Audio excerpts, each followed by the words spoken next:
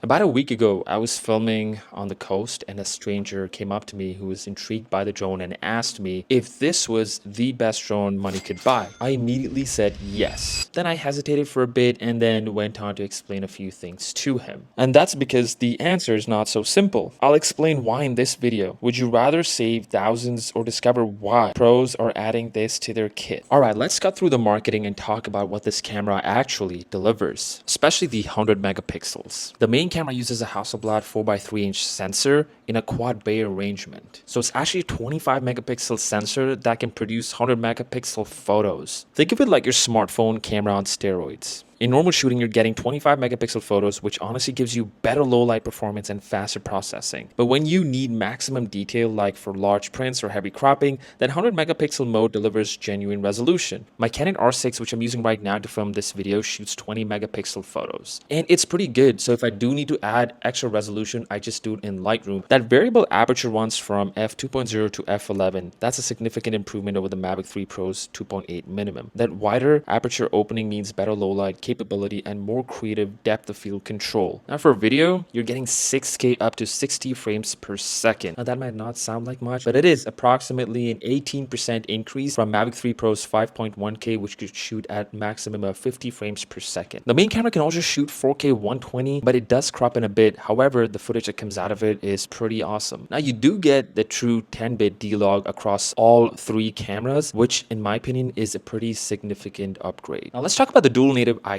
Dual native ISO system is where the sensor really shines. Instead of one base ISO revealing more noise as you go higher, you get two optimized base settings. In practice, this means cleaner shadows, better highlight roll-off, and more flexibility when you're shooting in challenging light. The difference in shadow detail and noise is immediately apparent. You're getting about 1 to 2 stops better performance in mixed lighting conditions. DJI claims about 16 stops of dynamic range, which sounds a little too good to be true. In real-world testing, it's more about 14 or 15 stops, but it's still excellent and noticeably better than the Mavic 3 Pro. Now, I'm not going to talk much about dynamic range, D-Log, D-Log M, because I want you to watch this video by Make Art Now, and I'm going to link it in the description below where he dives really deep into all of these things, and he's made an excellent video out of it. Obviously, the extra dynamic range means you can recover significantly more detail from shadows and highlights in post. The Hasselblad normal color solution produces great looking footage in the normal color profile straight out of the camera, but obviously if you want to get more out of it, you want to get that stylized look, you want to color grade. Now let's talk about the medium telephoto camera, or as I like to call it, the versatile workhorse. At 70 millimeters equivalent, this sits straight in that portrait documentary sweet spot. It uses a 1/1.3 inch sensor, just like the Osmo Action 5 Pro, with 48 megapixels and a fixed 2.8 aperture, which is actually a significant upgrade from the Mavic 3 Pro's medium camera. In practice, this focal length eliminates a lot of the distortion you get with a wide camera, especially when you're filming people or architecture. The perspective just looks more natural and cinematic. The 2.8 aperture gives you decent subject separation, though obviously not as dramatic as the main camera's 2.0. But for aerial work, this is often perfect. You want some background detail, not complete blur. This camera can shoot 4K up to 60 frames per second, and you can also use this for tracking features as well as hyperlapses. Now let's talk about those 48 megapixels. It actually shoots 12 megapixel photos, but it uses interpolated resolution rather than native sensor resolution. But in real world use, the detail is absolutely there. For most professional applications, web delivery, standard prints, even large format displays, this camera delivers excellent results. The 1/1.3 inch sensor gives you good dynamic range and clean files for color grading. Now let's talk about the telephoto camera, which is 160 millimeters. It has a 1/1.5 inch sensor. It's a legitimate long lens that can actually deliver professional results. The footage from both the medium and the telephoto camera is actually much more usable, much more better looking than the Mavic 3 Pros. The telephoto camera's aperture is also fixed, and it does shoot 50 megapixel photos. In reality,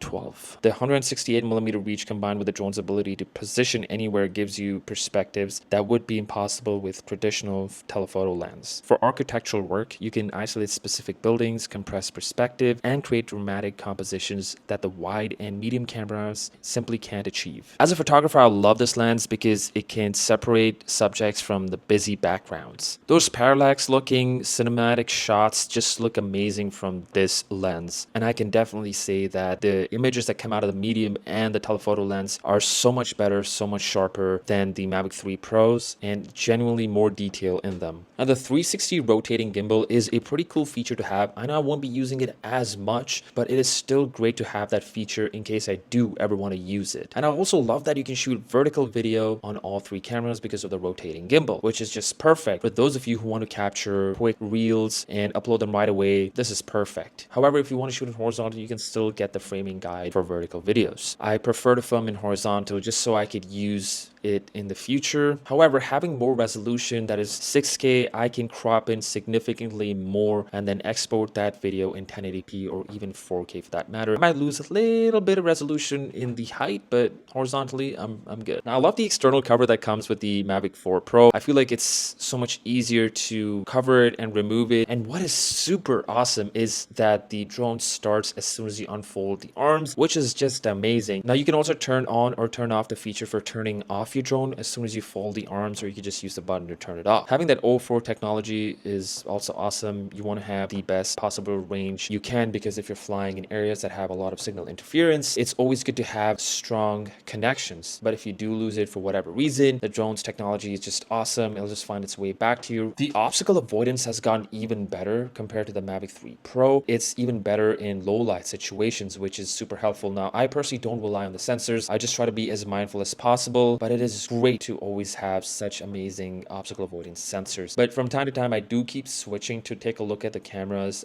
when the drone is, say, flying a hyperlapse, for example, just in case I'm flying close or about to fly close to certain obstacles. So I use the sensors cameras to take a look around. Now, when it comes to battery, DJI does say that in perfect conditions, you get about 15 minutes of flight time, but we're not in those conditions. The way I fly, I've gotten about somewhere between 35 and close to 40 minutes of flight time, depending on wind conditions as well. And I think that's pretty awesome. I think it's definitely an increase in flight time from the Mavic 3 Pro. And I bring my drone back usually when it's close to about 20% of battery remaining. Now, the people who are investing in a drone like the Mavic 4 Pro are usually serious professionals. So that is why the price point is high. And while it's not huge, it's definitely not travel size like the Mini 4 Pro, for example, or the Air 3S, which is a little smaller than the Mavic 4 Pro. If you want serious results, this is the best foldable drone. So after about 2 weeks of flying the Mavic 4 Pro, here's what I think. I think that this is the first consumer drone that can genuinely compete with traditional camera setups for many professional applications. That 360 gimbal alone opens up creative possibilities and simply didn't exist before at this price point. And in the triple camera system, the image quality and the flight performance, you've got something special. But, and this is more important, this drone is for people who will actually use these capabilities. If you're just looking for a fun weekend flyer or a basic real estate footage, you're probably overpaying. For the professionals, serious content creators, or advanced enthusiasts who want to push creative boundaries, this might be the most important drone release in years. The question isn't whether the Mavic 4 Pro is good, it's whether you need everything it offers. But if you do, you won't find anything else like it. What do you think? Are you considering buying the Mavic 4 Pro or upgrading from your Air 3S or Mavic 3 Pro? Let me know down in the comments below. Also, if you enjoyed this video, make sure to hit the like button and also subscribe for future videos. I'll see you in the next one.